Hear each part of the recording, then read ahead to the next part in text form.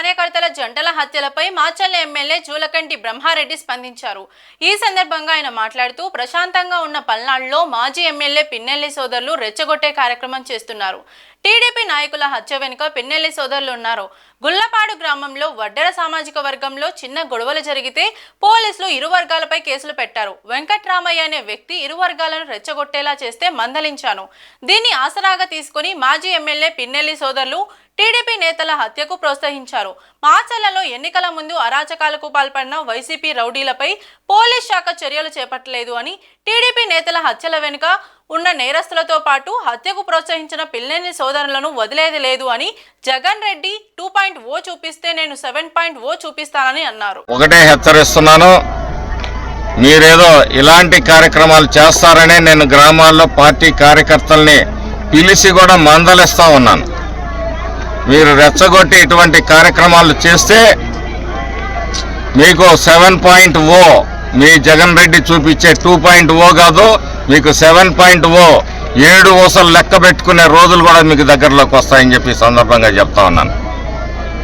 పల్నాడు ప్రశాంతంగా ఉంది. ఈరోజు ప్రశాంతంగా ఉన్న పల్నాడులో చిన్న చిన్న సంఘటనలు కూడా రెచ్చగొట్టి, ఆ రోజు పశువేమల్లో ఒక కుటుంబం మధ్య హత్యలు జరిగితే మేము ఎక్కడా కానీ మొదటి దాడి జరిగింది కానీ రెండవ దాడి జరిగింది అనే విషయంలో హాస్పిటల్లో పరామర్శించాను తప్పితే నువ్వెళ్ళి అక్కడ శవరాజకీయాలు చేసే ప్రయత్నం చేశావు పిన్నెల్లి రామకృష్ణారెడ్డి.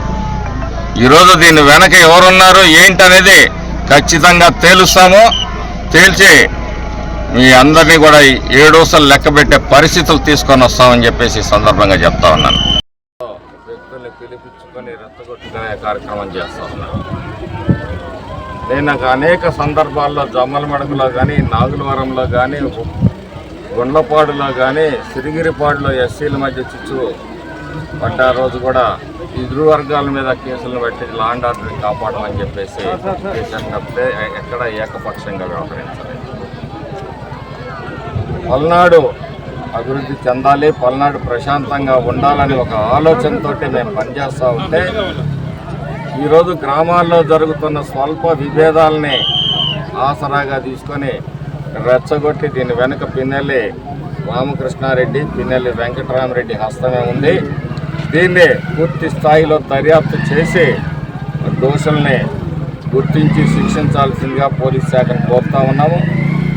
పల్నాడులో గతంలో రౌడీయిజం చేసిన వాళ్ళకు కూడా ఈరోజు భయం లేకపోవటం కూడా ఒక కారణం.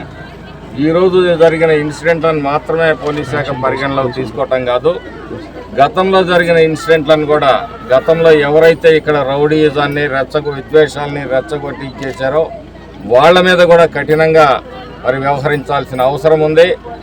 ఈ రోజుకి కూడా మరి ఆ రోజు మాచర్లలో పోలింగ్ ముందు, పోలింగ్ రోజు, పోలింగ్ తర్వాత విధ్వంసం సృష్టించిన వ్యక్తుల మీద కూడా మరి కఠినమైన చర్యలు తీసుకోకపోవటం కూడా మరి వైఫల్యంగానే నేను చెప్పదలుచుకున్నాను. వైసీపీ నాయకులకి నేను ఒకటే హెచ్చరిస్తున్నాను, మీరేదో ఇలాంటి కార్యక్రమాలు చేస్తారనే నేను గ్రామాల్లో పార్టీ కార్యకర్తల్ని పిలిచి కూడా మందలిస్తూ ఉన్నాను.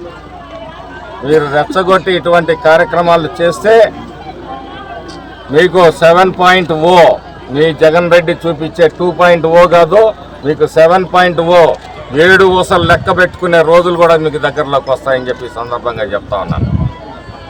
పల్నాడు ప్రశాంతంగా ఉంది. ఈరోజు ప్రశాంతంగా ఉన్న పల్నాడులో చిన్న చిన్న సంఘటనలు కూడా రెచ్చగొట్టి, ఆ రోజు పశువేమల్లో ఒక కుటుంబం మధ్య హత్యలు జరిగితే మేము ఎక్కడా కానీ మొదటి దాడి జరిగింది కానీ రెండవ దాడి జరిగింది అనే విషయంలో హాస్పిటల్లో పరామర్శించాను తప్పితే నువ్వెళ్ళి అక్కడ శవరాజకీయాలు చేసే ప్రయత్నం చేశావు పిన్నెల్లి రామకృష్ణారెడ్డి. ఈరోజు దీని వెనక ఎవరున్నారు ఏంటనేది ఖచ్చితంగా తేలుస్తాము. తేల్చి మీ అందరినీ కూడా 7 ఊసలు లెక్క పెట్టే పరిస్థితులు తీసుకొని వస్తామని చెప్పేసి సందర్భంగా చెప్తా ఉన్నాను. ఈరోజు మాచర్ల నియోజకవర్గం అన్ని గ్రామాల్లో కూడా ప్రశాంతంగా ఎవరి పనులు వాళ్ళు చేసుకుంటా ఉన్నారు. గ్రామాల్లో చిన్న చిన్న సంఘటనలు వచ్చినప్పుడు వాటిని ఆసరాగా తీసుకొని మరి రెచ్చగొట్టే ప్రయత్నాలు చేస్తున్నారని నేను గతంలో కూడా చాలా ప్రెస్ మీట్లో కూడా చెప్పడం జరిగింది.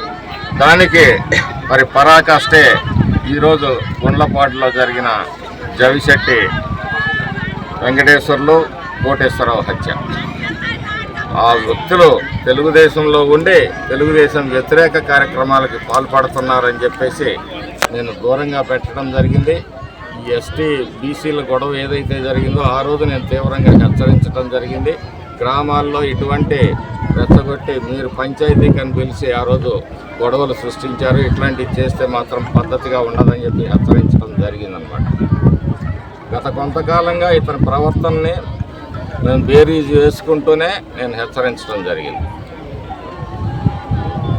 ఖచ్చితంగా చట్టపరమైన చర్యలు తీసుకుంటారు. అలాగే ఎవరైతే ఎన్నికల ముందు ఎన్నికల రోజు అన్నీ కూడా వీడియోగ్రాఫులు తీయాలి, వీళ్ళందరికీ కూడా కౌన్సిలింగ్ జరగాలి. జరగకపోతే భయం లేకుండా పోతూ ఉంది. డిపార్ట్మెంట్ నుంచి ముందుగా సమాచారాలు అందుకొని యాంటిసిపేటరీ బెయిల్ తెచ్చుకునే కార్యక్రమాలు కూడా జరగటం మూలంగా మరి అనేక సమస్యలు తలెత్తుతున్నాయి. ఇక్కడ మెన్ లేదు, పోలీస్ మెన్ లేదు, వెహికల్స్ లేవు, ఇక్కడ ఉన్న వాళ్ళని మార్చే పరిస్థితి లేదు కానిస్టేబుళ్ళని.